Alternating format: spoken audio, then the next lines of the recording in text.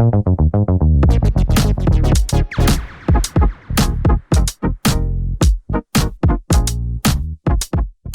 is some really big drama going on in the housing market right now. Are higher credit borrowers that are looking to buy a house really subsidizing home purchases for lower credit borrowers? Let's take a look at some of the facts and let's take a look at some of those myths.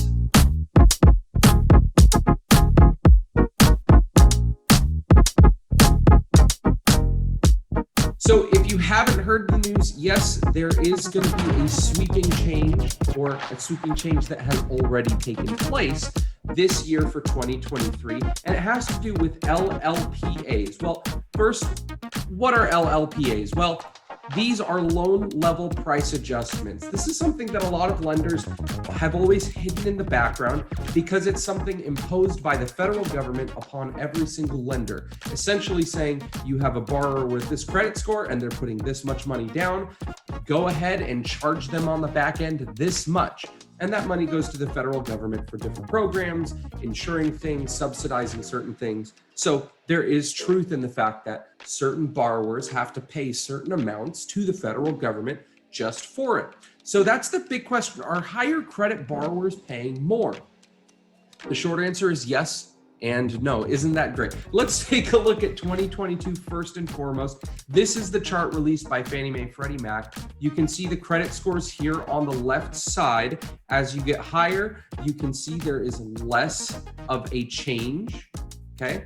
And as you move to the right, you can see there's more of a change. So you expect from the top left to the bottom right an increase. And that's what we see on this chart. It's fairly standard, fairly straightforward. But let's take a look at 2023 now. These are the new changes that are already implemented. A lot of people think it's coming May 1st. I'll talk about that in a second. But look at this. Top left to bottom right, what do you see is the big difference? Well, all of these numbers look a lot less, except there's one region of this chart where borrowers are taking a little bit bigger of a hit than they normally would. So rather than go back and forth from 22 to 23, let's take a look at this comparison chart, and we can see the difference between these things. Obviously, zero, there has been no change. Green has been a change for the better to the borrower, and red, of course, is a worse change to the borrower. And as you can see here, if you have a higher credit score, 780, and you're putting 20% down, maybe a little bit less, you're going to be hit an extra 0.125 to the fee. That does not sound good. And you can see here, people who were putting 5% down or less, well, they're getting quite a big bump in, well, actually a reduction in what they would have to pay to the fee. And then as you can see here, the bottom three columns, 660 all the way down to 640 and less, all those loan level price adjustments have really, really improved. So it begs the question, are we subsidizing lower credit borrowers? And the answer is, in short, yes, but not actually. How can it be not actually? Well, let's go ahead and define some things. Oh, before I do that, refinances absolutely are getting smacked. The federal government does want to get some money off of refinances, and it's kind of across the board. There are very few instances in which there are improvements, but as you can see, they're kind of scattered everywhere, and it's not that great. Now, let's define some things. First, right here on the left, discount points. All of those numbers are in reference to discount points, not interest rates. So if you were looking at it and you were thinking, oh my gosh, I have to pay an additional 1% interest rate. No. These are towards discount points. So what is a discount point? A discount point is 1% of the loan amount. So if you do a $500,000 loan amount, 1% would be $5,000.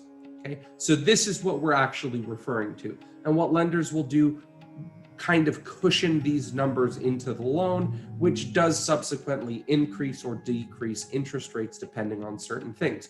So hold on to that in your mind as we go through it. The second myth, the first myth that needs to be dispelled is the media is pushing this for May 1st. No. The May 1st date is actually for securitizations. So the media is already a month late. These all took place April 1st. They've been happening in the housing market. So if you've been doing deals, you've already been experiencing this change. So myth number 2, what's missing? Well, I keep saying, yes, higher credit borrowers are likely subsidizing lower credit purchases. Well, that's not quite true. Let me show you why. And there's three big reasons for this. The first is there are roughly 70 million borrowers with scores above 760.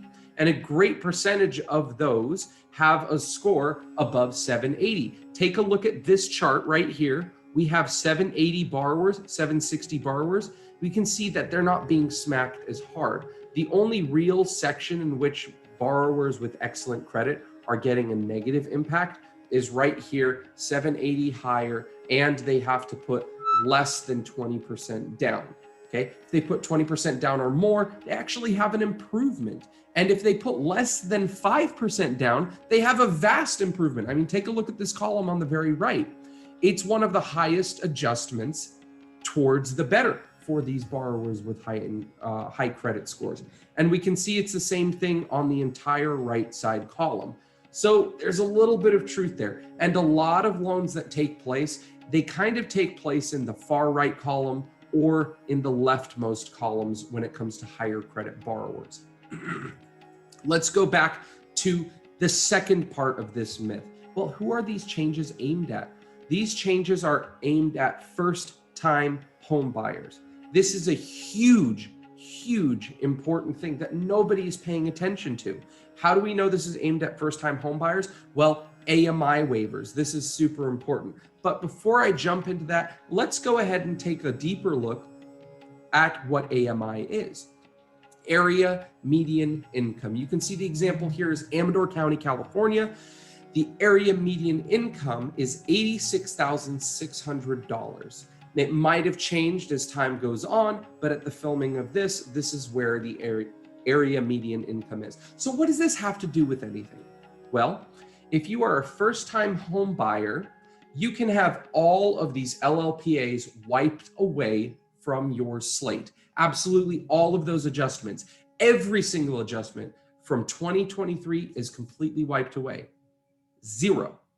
Well, if you make 100% of the AMI or less. So you got to think about this. First-time home buyers will get the biggest benefit. They won't have any LLPAs in this if they make 100% AMI or less. And this number changes based on the county that you live in and based on the state that you live in. So be sure to check in on this. The second aspect, and you might be thinking, well, that's just first-time home buyers. Other people need to buy homes. Or let's say I have a home, I'm selling it so I can move into a bigger one for my growing family. I don't want to be punished for that kind of thing. Well, here's the second aspect of this myth. The average FICO score by generation. Take a look at this chart and really understand what's going on. Most of the people with higher credit scores, the silent generation, baby boomers, even Gen X, they have higher credit scores than the millennials and Generation Z. It's like, well, so what? Maybe they have a better sense of borrowing. Maybe they're more responsible. Don't forget the fact that most of the generations from Gen X up to the silent generation already own a home. And most of those homes are their forever homes. They likely won't buy, they likely won't refinance because they have that home that they know they're going to live in. They have that home in which most of their kids are already young adults or moved up and out of the house. And they likely have that interest rate of 2-3% that we saw in COVID. So what's happening here? Well, the federal government's recognizing that millennials and Generation Z are the ones least likely to actually have a house. And they're also much lower on their credit scores. So what's actually happening is they're opening up the avenue of possibility for millennials and Generation Z and for people with lower credit.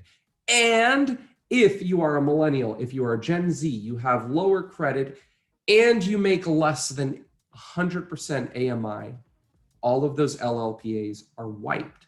So what does this actually mean? Well, there's a big change here, and it's really important to know what's missing. Well, a majority of the people who are going to be buying a house right now will likely not be affected by this change the federal government has made. And the people that need to get into a home the most, first-time home buyers, young home buyers, and buyers with limited down payments and lower credit scores, are really going to benefit from this. And the people who have great credit and the people who are looking to purchase a new home, they can also benefit from these same savings. The people that get hurt from this, unfortunately, it is a rough ball. But if you are a first-time home buyer and you have the AMI, it doesn't matter how good or how bad your credit score is. So there's a lot of things to go into this. There's a lot of things to think about, but don't let the media hype it up. Don't let them deceive you, especially on the fact that we've already been going through this in the housing market for about a month now, and it's been a pretty good change. So if you have any questions, feel free to reach out to me. I'd always be glad. I'd always be happy to share. If you have any, email, phone number, Facebook, carrier pigeon, smoke signal, whichever you like. Have a good one.